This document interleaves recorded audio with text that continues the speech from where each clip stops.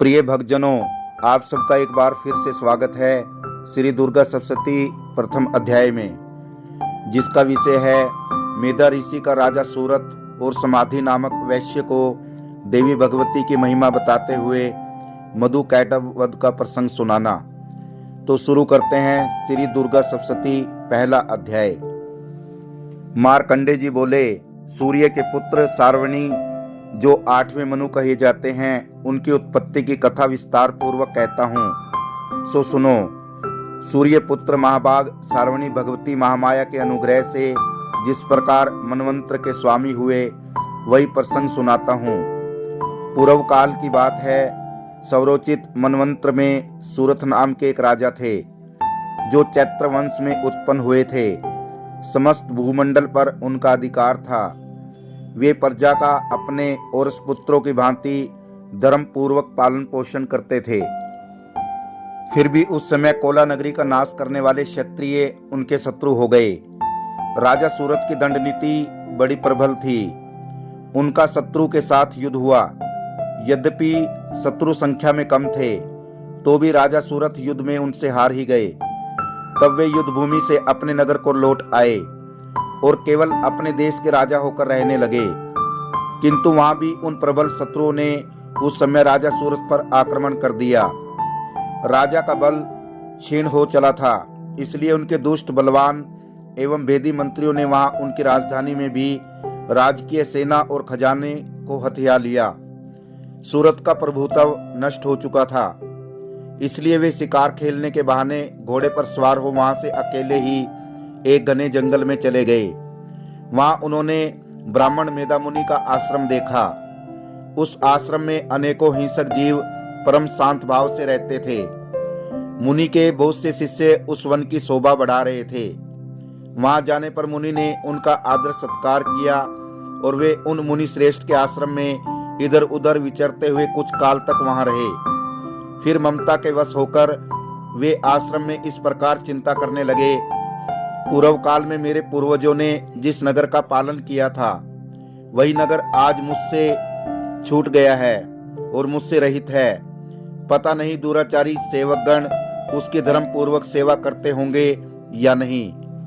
प्रिय भक्तजनों, राजा सूरत मन ही मन में सोचने लगा, मेरा प्रधान हाथी जो सदा मद की वर्षा करता था और अति बलवान था, अब शत्रुओं के अधीन होकर न जाने किन भोगों को भोगता होगा।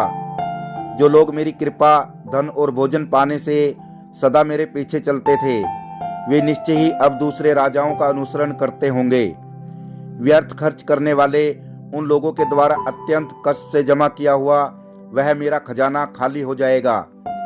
ये तथा और भी कई बातें राजा सूरत लगातार सोचते थे। एक दिन उन्होंने वहां मेधा ऋषि के आश्रम के निकट एक मनुष्य को देखा और उनसे पूछा, हे सज्जन, तुम कौन हो? यहाँ तुम क्यों शोकग्रस्त दिखाई दे रहे हो?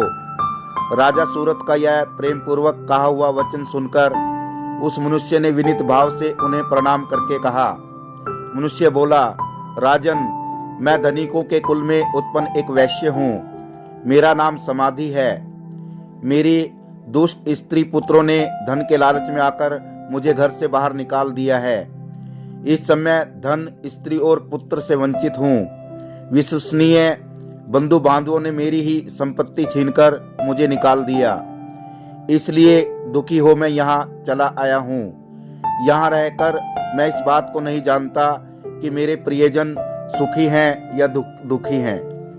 प्रिय भक्तजनों, समाधि राजा सूरत से बोला, हे राजन, मैं नहीं जानता कि मेरे पुत्रों की स्त्री और आत्मियों की कुशल है या नहीं।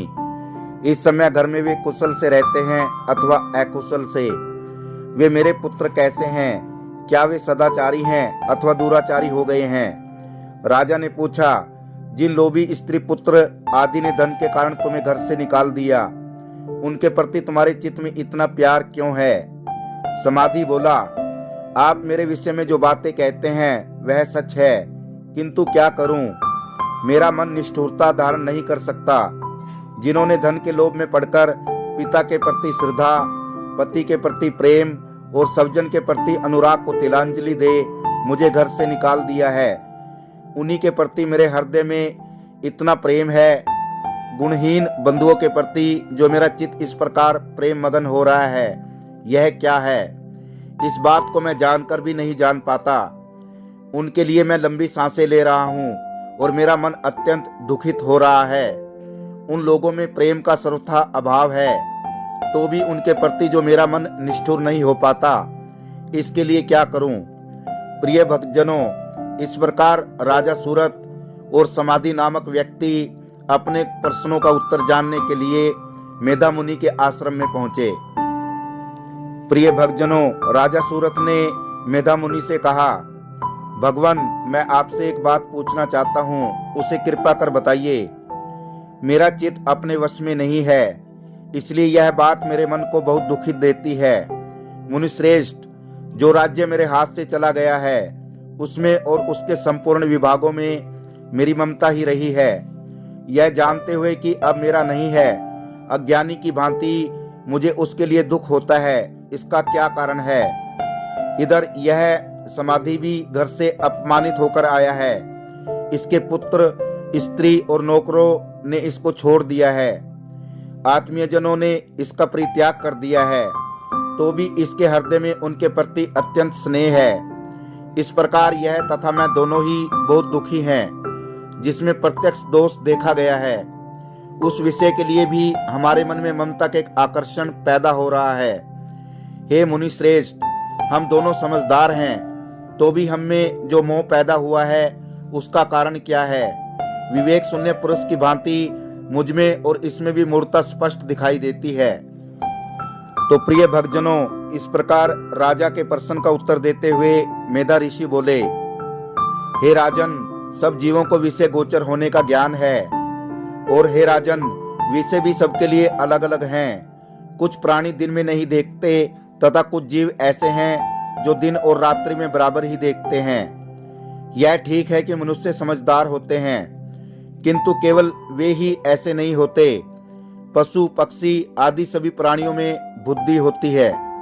मेधा ऋषि बोले, मनुष्यों का ज्ञान भी वैसा ही होता है जैसा उन मृगों और पक्षियों का होता है, तथा जैसा मनुष्य का होता है वैसा ही उन मृग, पक्षी आदि का होता है। यह तथा अन्य बातें भी प्राय दोनों में समान ही हैं।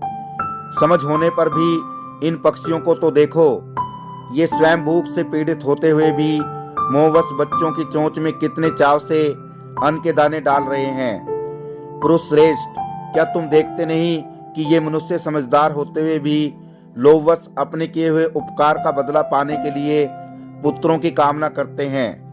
यद्यपि उन सब में समझ की कमी नहीं है, तथापि वे संसार की स्थिति बनाए रखने वाली भगवती महामाया के प्रभाव द्वारा ममतामय भवन से युक्त मोह के गहरे गड्ढे में गिराए जाते हैं। इसलिए इसमें आश्चर्य नहीं करना चाहिए। जगदीश्वर भगवान विष्णु की योग निद्रा रूपी जो भगवती महामाया है, उन्हीं द्वारा यह जगत मोहित हो रहा है। वे भगवती महामाया देवी ज्ञानियों के भी चित्त को बलपूर्वक खींचकर मोहग्रस्त कर देती है। वे ही इस सारे चराचर जगत की सृष्टि करती हैं, तथा वे ही प्रसन्न होने पर मनुष्यों को मुक्ति के लिए वरदान देती हैं। वे ही पराविद्या, संसार बंधन और मोक्ष की कारणभूता सनातनी देवी तथा संपूर्ण ईश्वरों की भी अधीश्वरी हैं। तो प्रिय भक्तजनों, इस प्रकार राजा सूरत ने मेधा ऋषि से पूछा, भगवान, जिन्हें आप महामाया कहते हैं, वह देवी कौन है? उनकी उत्पत्ति कैसे हुई तथा उनके कार्य कौन कौन से हैं? उन देवी का जैसा प्रभाव हो, जैसा स्वरूप हो और उनकी उत्पत्ति कैसे हुई, वह सब मैं आपके मुख से सुनना चाहता हूँ। मेधा ऋषि ने कहा, राजन, वास्तव में तो देवी नित्य स्वरूपा ही हैं। संपूर्ण विश्व उन्हीं का रूप है तथा उन्होंने समस्त जगत व्याप्त कर रखा है। तथापि उनका आविर्भाव उनके प्रकार से होता है, वह मुझसे सुनो। यद्यपि वे नित्य और अजन्मा हैं, तथापि जब देवताओं का कार्य सिद्ध करने के लिए प्रकट होती हैं, उस समय संसार में उत्पन्ना कहलाती हैं। कल्प के अंत में जब संपूर्ण जगत एक ही महासागर में डूब रहा था और सबके प्रभु भगवान विष्णु शेषनाग की सैया बिछाकर योग निद्रा में लीन सो रहे थे, उस समय उनके कानों की मैल से दो भयंकर असुर उत्पन्न हुए जो मधु और कैटभ के नाम से प्रसिद्ध थे। वे दोनों ब्रह्मा जी का वध करने को उद्यत हो गए। भगवान विष्णु के नाभि कमल में विराजमान प्रजापति ब्रह्मा ने जब उन दोनों भयानक असुरों को अपने पास मारने के लिए आता और भगवान को सोया हुआ देखा तो एकाग्र होकर उन्होंने भगवान विष्णु को जगाने के लिए नेत्रों में निवास करने वाली योग निद्रा का ध्यान किया, जो इस विश्व की स्वामिनी, जगत को धारण करने वाली, संसार का भरण पोषण और संहार करने वाली तथा तेज स्वरूप भगवान विष्णु की अनुपम शक्ति हैं। उन्हीं भगवती निद्रा देवी की भगवान ब्रह्मा स्तुति करने लगे। ब्रह्मा जी ने कहा, देवी तुम ही स्वाहा, तुम ही सवधा और तुम ही सत्कार हो। स्वर भी तुम्हारे ही स्वरूप हैं। तुम ही प्राणदायिनी सुधा हो। नित्य अक्षर प्रणव में आकार, उकार, मकार इन तीन मात्राओं के रूप में तुम ही स्थित हो तथा इन तीन मात्राओं के अतिरिक्त जो बिंदु रूपा नित्य अर्धमात्रा है जिसका विशेष रूप से उच्चारण नहीं किया जा सकता, वह भी तुम ही हो। तुम ही संध्या, सावित्री तथा परम जननी हो। देवी तुम ही इस सकल ब्रह्मांड को धारण करती हो। तुमसे ही इस जगत की सृष्टि होती है। तुम ही से इसका लालन पालन होता है और सदा तुम ही कल्प के अंत में सबको अपना ग्रास बना लेती हो। देवी इस जगत की उत्पत्ति के समय तुम सृष्टि रूपा हो, पालन काल में स्थित रूपा हो तथा कल्पांत के समय संहार रूपा हो। तुम ही महाविद्या, महामाया, महामेधा, महास्मृति, महामोह रूपा, महादेवी और महासुरी हो। तुम ही तीनों गुणों सत्व, रज, तम और उत्पन्न करने वाली सबकी प्रकृति हो। भयंकर कालरात्रि, महारात्रि और तुम ही बोध स्वरूपा बुद्धि हो। लज्जा, शांति और क्षमा, पुष्टि, तृष्टि भी तुम ही हो। तुम ही शूल धारणी, घोर रूपा, खड्ग धारणी तथा गदा, चक्र, शंख और धनुष बाण धारण करने वाली हो। बाण, भुसुंडी और परिघ ये भी तुम्हारे अस्त्र हैं। तुम सौम्य और सौम्यतर हो। इतना ही नहीं, जितने भी सौम्य एवं सुंदर पदार्थ हैं उन सब की अपेक्षा तुम अत्यधिक सुंदरी हो। पर और अपर सबसे परे रहने वाली परमेश्वरी शक्ति तुम ही हो। कहीं भी सत असत रूप जो कुछ वस्तुएं हैं उन सब की जो कुछ शक्ति है वह तुम ही हो। ऐसी अवस्था में तुम्हारी स्तुति क्या हो सकती है। जो इस जगत की सृष्टि, पालन और संहार करते हैं उन भगवान को भी जब तुमने निद्रा के अधीन कर दिया तो तुम्हारी स्तुति करने में यहाँ कौन समर्थ हो सकता है। मुझको, भगवान शंकर को तथा भगवान विष्णु को भी तुमने शरीर धारण कराया है, अतः तुम्हारी स्तुति करने की शक्ति किसमें है। तुम तो अपने इन उदार प्रभावों से भी विशेष स्तुति हो। ये जो दोनों असुर मधु और कैटभ हैं इसको मोह में डाल दो और जगदीश्वर भगवान विष्णु को शीघ्र जगा दो। प्रिय भक्तजनों, इस प्रकार ब्रह्मा जी ने भगवती महामाया से विनती की कि भगवान विष्णु के भीतर इन दोनों महान असुरों को मार डालने की बुद्धि उत्पन्न कर दो।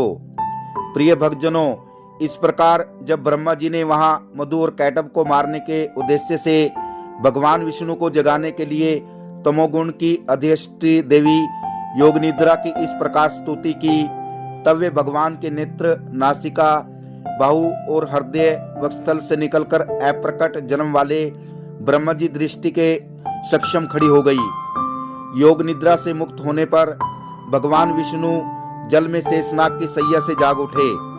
फिर उन्होंने दोनों असुरों को देखा। वे दुष्टात्मा मधु और कैटभ अत्यंत बलवान तथा पराक्रमी थे और क्रोध से लाल लाल आंखें किए ब्रह्मा जी को खा जाना चाहते थे।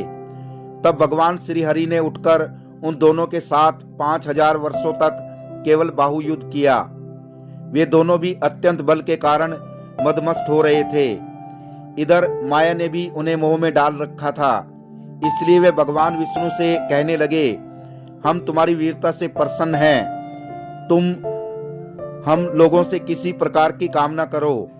तो प्रिय भक्तजनों, इस प्रकार भगवान विष्णु मधु और कैटभ असुरों से बोले, यदि तुम दोनों मुझ पर प्रसन्न हो तो अब मेरे हाथ से मारे जाओ, बस इतना सा ही मैंने वर मांगा है।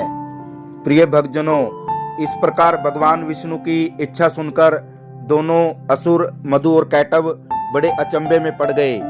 तभी उन्होंने देखा कि संपूर्ण जगत में चारों तरफ जल ही जल है और सारी पृथ्वी जल में डूबी हुई है, कोई सूखा स्थान नहीं है। तब वे राक्षस भगवान विष्णु से बोले, जहां पृथ्वी जल में डूबी हुई ना हो वहीं हमारा वध करो। तब तथास्तु कहकर शंख चक्र और गदा धारण करने वाले भगवान विष्णु ने उन दोनों के मस्तक अपनी जांघ पर रखकर चक्कर से काट डाले। इस प्रकार ये देवी महामाई ब्रह्मा जी की स्तुति करने पर स्वयं प्रकट हुई। अब आगे तुमसे उनके प्रभाव का वर्णन करता हूँ, सुनो। प्रिय भक्तजनों, यह था श्री दुर्गा सप्तशती पहला अध्याय, जिसमें आपने देखा कि किस प्रकार ब्रह्मा जी को मारने आए मधु और कैटव राक्षसों का भगवती महामाया की कृपा से भगवान विष्णु ने वध किया। आगे की जानकारी के लिए देवताओं के तेज से देवी भगवती महामाया की उत्पत्ति और महिषासुर की सेना का वध जानने के लिए श्री दुर्गा सप्तशती दूसरा अध्याय जरूर देखना। यदि ये वीडियो आपको पसंद आया हो तो वीडियो को शेयर करना और चैनल को सब्सक्राइब करना। आप सभी दर्शकों का धन्यवाद।